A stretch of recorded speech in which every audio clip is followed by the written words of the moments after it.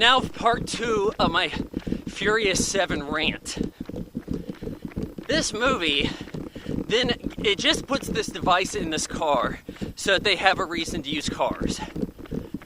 The crew breaks into the high-rise and they're doing bullshit stuff there. There's more people coming. And it's like everybody has their little job, you know, kind of Fast 5 like, kind of Ocean's 11. But they're not even that important. It's like, Letty, you're here so that you can fight Ronda Rousey, who is terrible with lines and gets movie roles.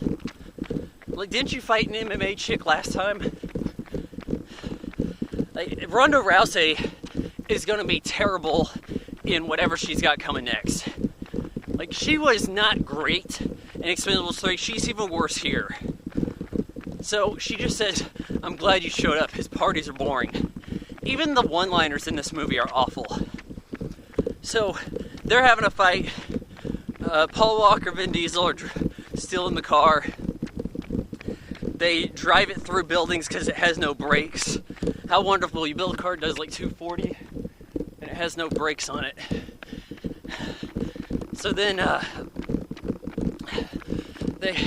they keep going through another building. These are skyscrapers. Now, I don't know if a plane hits a skyscraper, it's pretty much stuck in the side, but it's hitting a lot of windows, you know, maybe hitting some I-beams. But this car punches through, and it's really like a no issue. Nothing about this looks even remotely realistic. So they got the God's Eye out of the car, and they talked to Kurt Russell. He's like, good, you got it. Now here, use it to go get Jason Statham. And they're like, okay. So then after they go get Jason Statham, they find him at a warehouse nearby. He's just eating some food. Yeah, Jason Statham was in the building shooting at them too. So it's like, you need to go find the Terminator, even though the Terminator's looking for you.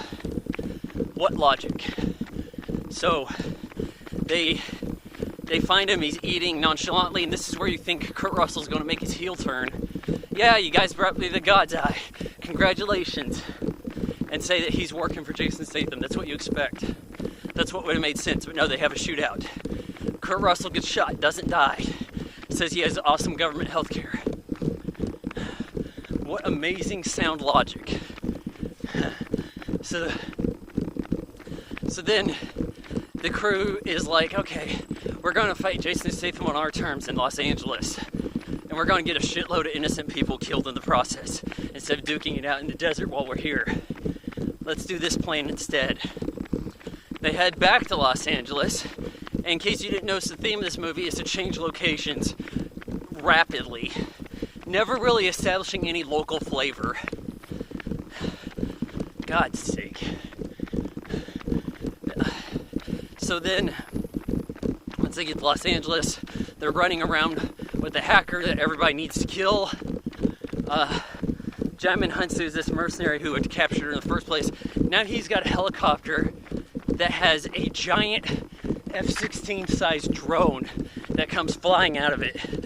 That somehow the government is not... something like this gets off in Los Angeles, here comes the Army. The Air Force is going to get involved. I don't even know how this thing even exists or is powered or any of that shit. So it's going after her, and all she really has to do is duck, and she'll be safe. But no, she keeps her head up so that every camera in town can spot her. Then they kill like a gajillion people. There's missiles everywhere, just trying to dodge them. You know, poor truck drivers are getting shot to shit because these guys have to run around and use this girl as bait. Paul Walker switches cars. She goes and teams up with Ludacris and Tyrese for a bit. They're driving her around. At this point, Paul Walker goes and fights Tony Jaa, who he fought earlier on the bus, but I had no idea who he was because didn't really get a good shot of him. He wasn't really built up as anybody. And then he's doing more stunts here, and I'm thinking, hey, it's Tony Jaa. Not used properly, but okay. He seemingly gets killed. gets attached to this spool this heavy spool that pulls him off down an elevator shaft. He had earlier said to Paul Walker, too slow, so he's saying that here. And I think Paul Walker's really checked out of the movie by now, because like you notice there's a point where it's like his brother or a stuntman is saying his lines in the car with the hacker girl, and they forgot to put the CGI face over it. So I don't even think Paul Walker was really involved with this fight. And there is other moments. There's a slow down moment where it's a deleted scene from a previous movie. Paul Walker's talking to Mia, and it looks bad. It looks... The travel mat is no good. They didn't do a good job with the sharpening. And it doesn't look realistic, but he's just giving his speech moment, trying to show that his character may have a little bit of character in the movie. And then they have their square off between Vin Diesel and Jason Statham, and it's like they're superheroes. There's fakey slow motion stuff going on. They're fighting on top of a parking garage, which is getting blown up because the drone got involved with it or some shit. And Jason Statham gets beat up, has a parking garage fall on him. And at the end of the movie, we see him escorted away without a single scratch.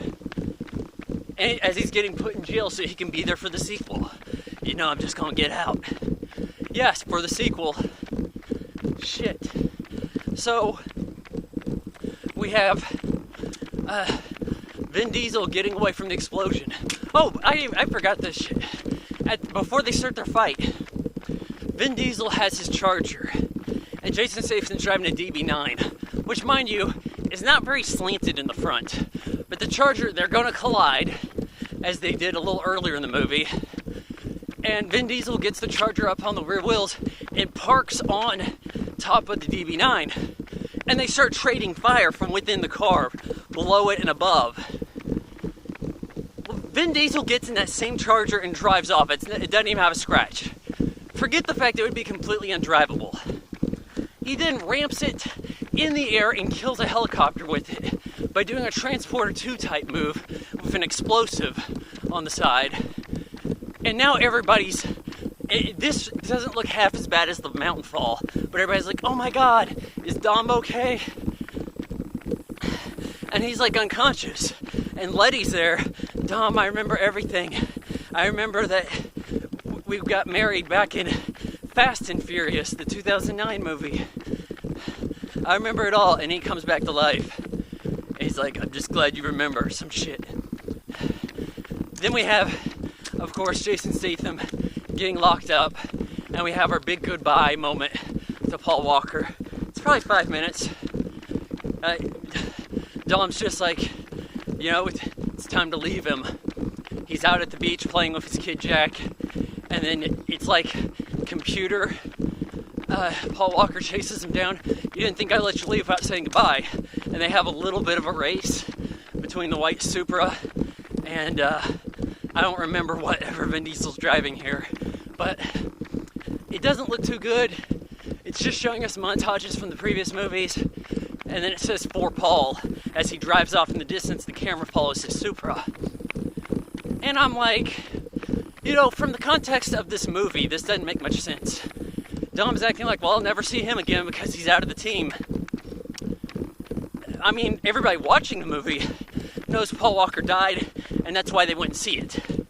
It's needlessly incomprehensible.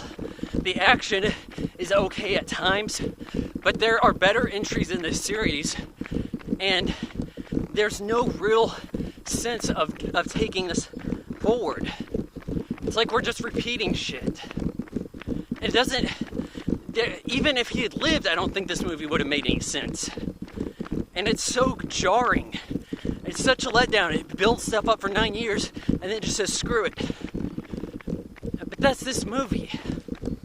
And I'm thinking, in years later, you introduce a kid to the series, and if someone went into this not knowing Paul Walker died, they'd be like, well, what's with the sappy send-off stuff?